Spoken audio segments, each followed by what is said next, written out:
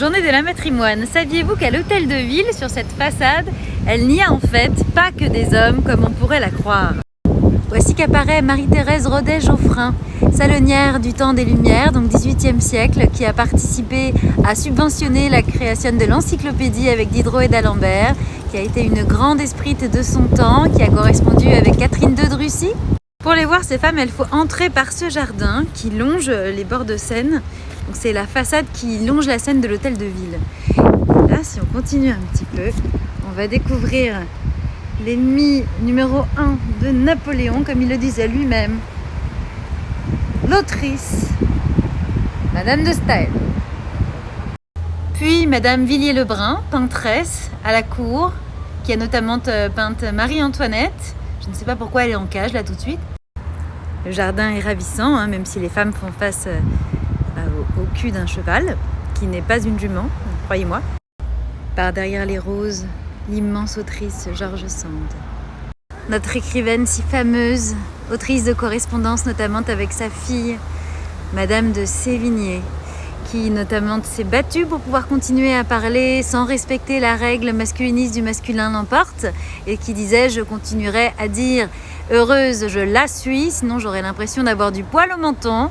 Donc résistante, anti-académie française.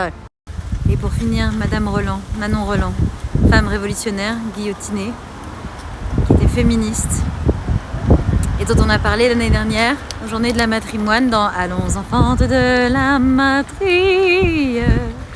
Donc pour les voir, toutes ces femmes, il faut entrer dans le jardin qui longe la Seine, qui n'est pas toujours ouvert. Elles sont trop peu nombreuses, mais elles sont là. Et maintenant, je file vers la Cité Audacieuse pour voir un programme sur les fables de Marie de France, qui est la première personne connue à avoir écrit en française. Marie de France, elle n'est pas appelée de France parce qu'elle était une grande princesse ou quelque chose. Non, c'est juste qu'elle a signé en disant « Je m'appelle Marie et je suis de France ». Donc on l'a surnommée Marie de France. Mais c'était une écrivaine qui n'était pas nécessairement de la noblesse. Et jusqu'ici, on écrivait en latin, et donc c'est vraiment la première. Et notamment, Titiou Lecoq, au lancement des Journées de la matrimoine, nous a lu une de ses fables qui s'appelle « Le grillon et la fourmi ». Et il y a des phrases entières que des siècles après, 1000 ans après, notre si connu Jean de La Fontaine, mais l'a plagié, mais au mot près.